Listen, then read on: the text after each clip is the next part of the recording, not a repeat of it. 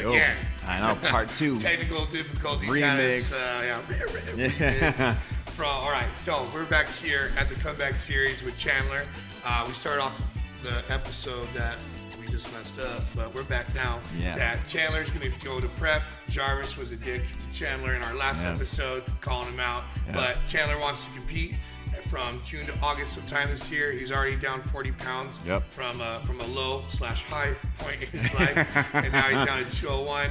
And so we're going to see how his body responds. He's got Russell coaching him over at Metroflex Marietta. Shout out Russell. Those boys over there. Yep.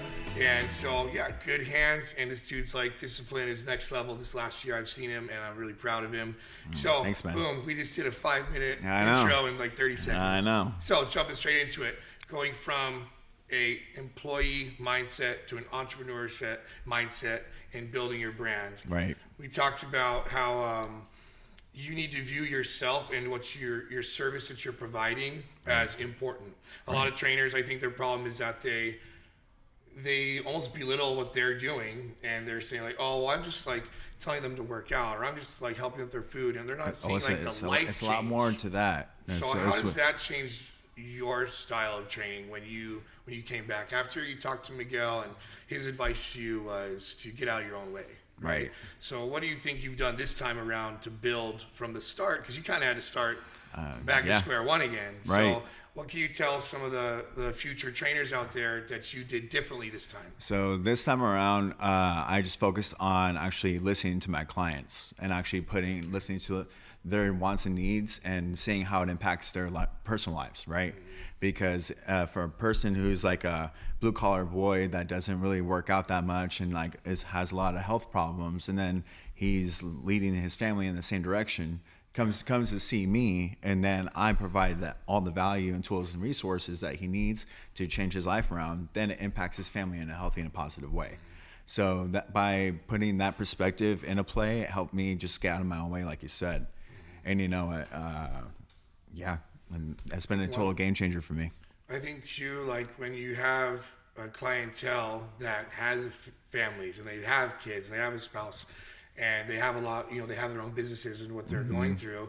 If that's your type of client, you have to also live a life that is respected as well, because they're going to come to you for more than just what do I eat and how many sets of curls do I do. Exactly. Right. So you've shown that like you've developed like your relationships and yourself as a person, so that attracts those type of clients to you. Like-minded, like-minded people. Exactly. And it helps you build that community aspect too, right? Because I can tell you how many times that I've built that relationship with my new clients or just existing clients, and it's turned into family. Right. I've been to all their family events. I've been to a lot of social gatherings with these baptisms, birthdays, baseball, literally, man, literally. And it's something that I'm very thankful for. And what do you have to say to the trainer that wants to be here from like 5 a.m. to 10 p.m. just working in their business instead of working on their business? Because a lot of trainers, when they first start, they start taking on every client that they can, because they need money, and then they get excited. And they're feeling like they're helping. So what would you tell a new trainer to be careful of just loading yourself up with clients at the start of when you start training? I would say in the beginning, I totally understand, because I did the same thing. What I did, I offered a lot of free sessions because I had to make myself look busy. Right. It's like, hey, come on in for a free workout. Hey, boom, my new client just signed up right now. And like, oh, so-and-so just signed with Chandler? Like, oh, I got to go and see what Chandler's all about. They see it. If you're busy, it must be good. And it's for free, right? They don't know that part, right? They don't know that part. But for a person who's looking to stack themselves up, take any which client that they want, I don't recommend that for longevity, because guess what? Crash out and burnout is real. And you know what? What you once loved will start to bite you in the ass, essentially. Resentment for it. But then it doesn't leave very much time for yourself and taking care of yourself, taking care of your household. Make sure that your business is flourishing, right? You're not watering the garden at that point. Things are rotting away. You can't just keep planting more plants without, turning the soil. There's other things that you have to do except more plants in the garden. Right. Exactly. Pull the weeds out sometimes too. Right. Sometimes clients become weeds and they got to go. And then I don't know about you, but before in the past, at the first Self-Made, I started noticing my training style was stagnant. because I would see everybody. I'd do one-on-ones. I never got into the semi-group training game until like this year. This year is like my first full year of doing semi-group. And I'm like, man, like, you know, I never had time to study new different techniques. I never had time to go and revamp my certification process, you know? I also saw guys that, it was like, I'm going to drop a name, Danny Torgel. It was like every Tuesday was like back day. Mm-hmm. And from 5 a.m. to like 2 p.m. that day, I saw all his clients doing back. And then Wednesday, everyone was doing chest. It was almost the same exercises too. And it was the same stuff. He had the same type of people doing the same shit. And I'm like, do not be like that. If you're an up-and-coming trainer, do not do that. Experienced trainer, don't be that guy. It's your service. You're a service provider. I tell you what, if you're a new trainer, focus on your assessments, right? So what they need, that's where you find the nitty gritty. That's where you connect with their new client, like to the biggest degree, and that's how you start off on the right foot. So if you have a client that has like vertigo, right, and they're doing a bench press, they're doing a bench press, right, and they're like, oh fuck, like I'm getting dizzy on the bench press, like you didn't discover that in your assessments or like in a medical questionnaire. Then you know what, you're going to be in a rude awakening because one program does not fit all. I've known that since day one, since I started. The importance is your continuing education. If you want to run this as a business, continuing your education is as important of having clientele. Because your ability to retain them is going to be a lot better if you are more educated. Right. If you have clients with you for 9 years and you only know the stuff that you knew 9 years ago, you're no way you've taught them everything. You're outdated. Right. And you know what? Now peptides are in the game, so now my clients are asking about peptides and all this stuff. Right. And you know, I'm starting to learn about peptides even more now. Right. You know? And it becomes fun too. And I feel like you get more. You have more positive outlook on your training when you have something fresh, because you get bored if your training becomes stagnant, right? So keeping it up in a fresh outlook. If you love business and if you love fitness and you love people and you're making it your business as opposed to just being a trainer. Right. If you want to just be a trainer, go to EOS, go to 24-hour LA Fitness, right? Yeah.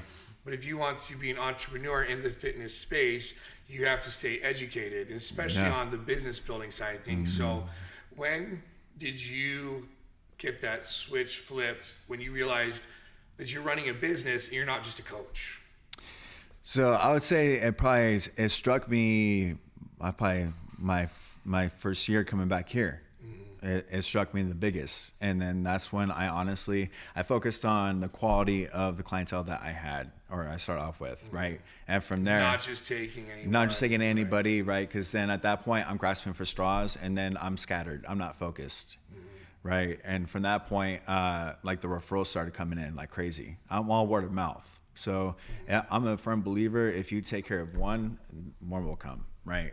And then a lot of times with the word of mouth, you build a community. Exactly right. And so you've got people that were outsiders or outliers that become part of that community. Right, but exactly. you have your core group of men and women that I've seen you with for months or years now, and they bring in a friend, or someone saw their social media and they're like, oh, she's smiling when she's working out all the time. She's laughing in his videos, like she's out there puking on the floor, like every time, right? Yeah. And so they see that there's like a positive outcome, and when they see these people are going from RNs to NPs, like a registered nurse to a nurse practitioner, they see that these people are not only developing and having fun along the way and getting more fit, but their family life is getting better, they're getting healthier, their kids start jumping in sessions, or you start training, I've seen you train some like high school athletes and stuff in here too, probably from referrals from that community. Oh yeah, big time. And so that's a big thing. And I see what we talked about before this was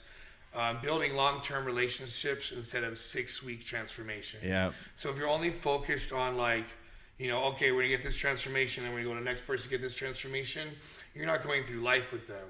It's not all about like, it's great if you have someone who's 250 and they want to be 210, you want to lose that 40 pounds, you hit that goal. But what next? Do you want a lifetime client, or you want to always continuing to fish for more people? No, lifetime clients where it's at. Right. Because if you're trying to sell coaching packages, then that's all that relationship is going to weather, right? If you actually sell like personal relationships, if you sell yourself as a person and you focus on building that connection, it's authentic and it's genuine, and you know what, that's going to weather any kind of storm. I can't tell you how many times that my clients have been like, hey Chan, I'm going through a hard time right now. I can't really afford training. I tell them, hey, you know what, like I'm good on the finance part. You know what? We'll figure it out. Just come in. I'll take care of you. I don't want to lose all the progress. I don't want you to fall into a bad spot again. Right. We talked about that. Like, hey, if you're paying for 3 sessions a week, let's drop down to 2. Come in that 3rd session still. You know, Yeah. We get a little ease on the finances, and just be like, hey, I trust that when things get better for you, you'll let me know. And then, some people do take advantage, you know. But it's funny, even when I had been taken advantage of in that situation, both times it's happened, and it was for a decent amount of money. A year later, a check came. Yeah. And they were like, hey, I really appreciate that you stuck with me through that time. And I got back paid for all of it. Yeah. And it was, at first, it was kind of like, oh, you know, it was my choice to allow that to happen. And I know, like, and sometimes you could have reacted negatively. Right. But in the end, like, you're going to get what you give out, right? Yeah, if you're exactly. putting it out. And there's bad apples out there. There's bad clients. There's bad trainers, too. So, one of the key points we said is if your business is reliant on motivation versus discipline and structure, so it's going to fail. Because if your motivation fails, and there's no structure or discipline around what you're doing, then your clients are going to follow you, and they're going to follow in the failure. Yeah, especially if you're working from 5 a.m. to 10 p.m. as a new trainer, right, in the entrepreneur space. Yeah, that you're gonna freaking tank. Right, your motivation to go down. So what kind of structure have you built to kind of like stave away from burnout? So, for example, like I mentioned earlier, when I used to train one-on-ones, that's when I started noticing like a burnout. I'd pull 15-hour days. Like each one client for 1 hour, boom, all back to back to back. And what did that leave me with? No eating. No eating, like real workouts, like no recovery, and then no time out on the home front. Right. Or no time for academics. And you're just getting more empty, like this cup right here that I need to refill. Right. You know, don't get me wrong. Like I love training. I love seeing all my people. But at the same token, I was like, I give. I'm giving. And before I know it, I have nothing in my hands to give. You're empty. Yeah. Right. And so it wasn't until this past year that I started, you know, I was like, you know, these guys are a group of friends. These people are a group of friends. I'm like, why not just like start like grouping people up together, right? And then eventually I'm like, you know, I'm realizing, I'm like, holy shit, like all my clients, there's of similar personalities. And I'm like, you know, let me try this person over here with this person and vice versa. And before they knew it, now that these different group of friends are starting to intertwine. Right, it becomes like a Venn diagram, right? Yeah, they have their own friend group, and now they have their gym girls, gym bros. Let me tell you, man, I have so many group texts of like my clients' wins and everyone like kind of like the funny banter back and forth, you know what? And it's pretty cool to see of how it turned into its own thing. From like a financial or business side of things, it keeps your face in front of them when you're not there. Yeah. And that's the biggest thing with like social media or having a community group is that like you need to be seen as an authority on what you're teaching, coaching, or talking about. And living it. Right. And so if you're just spending all this time on give, yeah, you're getting paid for it. It's reciprocated in some way. Right. But if you're not growing, your clients will outgrow you. Right. But if you're educating yourself and you're staying fit, staying in shape, and you're progressing in lots of areas in your life, then your clients will be motivated by your discipline. Right. And it's hard to shake discipline. It's easy to shake motivation. Yeah, big time. And that motivation that they're given from your discipline will slowly turn into they want to follow you because they trust you. They will become more disciplined now, and so they're harder to shake. So that's where I went from employee to entrepreneurs because people they believe in the image that I'm. You had to believe for yourself first, right? Like I'm turning into a symbol more now than anything, right? Like Prince or Batman. Oh. I'm Batman.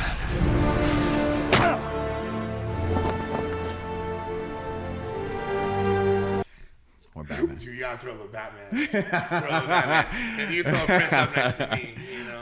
But that goes to show people want to buy into something that they believe in, that they've seen from the low point, and they've seen grow into something that's more inspirational. Right. A lot of people forget that your clients want to see you win too. Right. Your clients want you to make money. Your clients want you to be successful, whether it's competition or life or education. And the relationship's a two-way street. Right. It's not just like me pointing to my clients. My clients actually, they take time to actually know about my personal life too, about me, who I am as a person. And it goes to show, it's like, hey, they open up to me about personal things, and I can do so vice versa, right? and we keep the boundaries respectful and everything like that. And that's all there is to it, you know? The last 3 things, I know you got a client coming up soon. Yeah. We kept you a little long. We've talked about like undervaluing yourself and like having a niche market or finding a niche market, not just accepting anybody that comes your way. And we understand if you're a new trainer, you need to take people on, but once you become stable, you need to start being more selective. And we had an episode on that on like with Jarvis about having red flag clients, right? Yeah.